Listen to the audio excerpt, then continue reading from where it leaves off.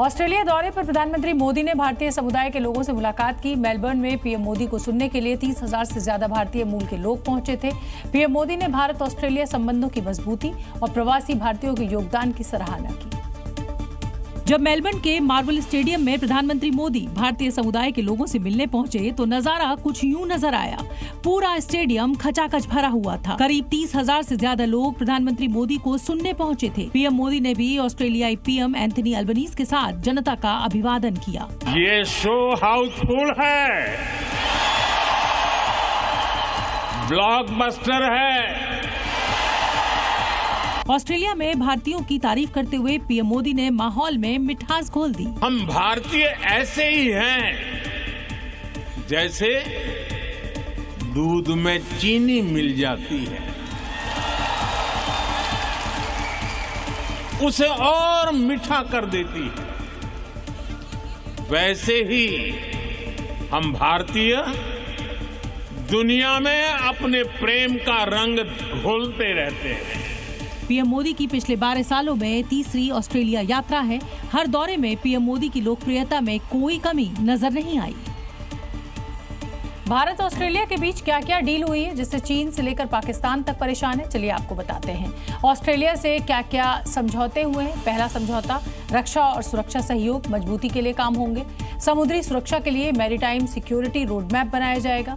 परमाणु सहयोग को लेकर भी डील हुई है। इसमें भारत को ऑस्ट्रेलिया यूरेनियम सप्लाई करेगा।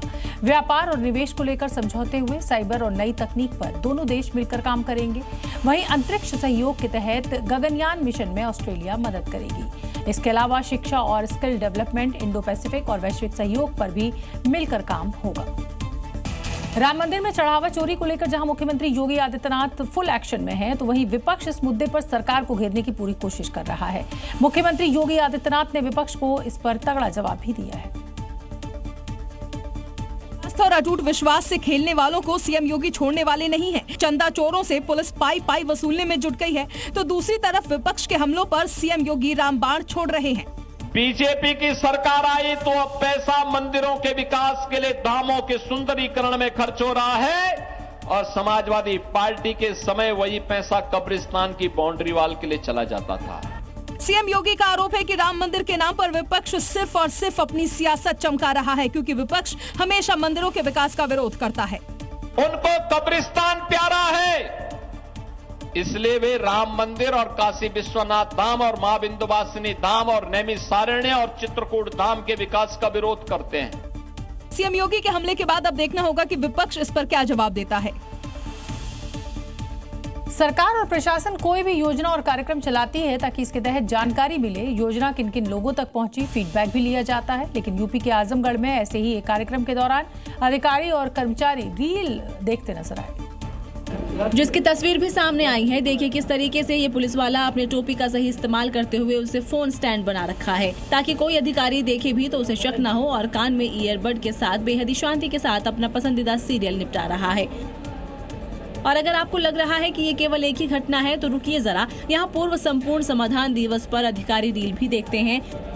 अरे भाई, बैठक तो होती रहती है, जरूरी है कि कोई रील ना छूटे, पहले उसे तो निपटाएं। वहीं सोशल मीडिया के जमाने में जो अधिकारी कल तक दूसरों का रील देखकर मुस्कुरा रहे थे, आज उनकी रील देख लोग हंस रहे हैं। विवाद बढ़ा तो 2 अधिकारी पर कार्रवाई के निर्देश दिए गए।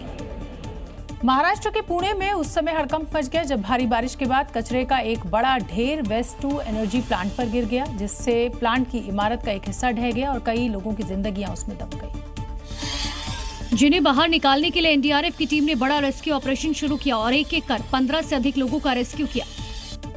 इसमें एक शख्स की मौत हो गई जबकि बाकी लोगों को इलाज के लिए हॉस्पिटल भेजा गया। हालांकि अभी भी कुछ लोगों के अंदर फंसे होने की आशंका है, जिन्हें बाहर निकालने की जद्दोजहद जारी है। लेकिन बारिश और इमारत में भरा कचरा हटाना बड़ी चुनौती बन गया है। Challenges, the building is highly unstable. The first and foremost challenge is the building can collapse in which my rescuers can be caught. तस्वीरों में देख सकते हैं कैसे बिल्डिंग टेढ़ी हो गई है। एक हिस्सा मलबे में दबा है और दूसरा हिस्सा बाकी की बिल्डिंग के लिए खतरा बना हुआ है। वहीं मलबा और आसमानी आफत की डबल चुनौती के लिए एनडीआरएफ के जवान रेस्क्यू ऑपरेशन में जुटे हैं और मलबे में फंसे मजदूरों को ढूंढा जा रहा है।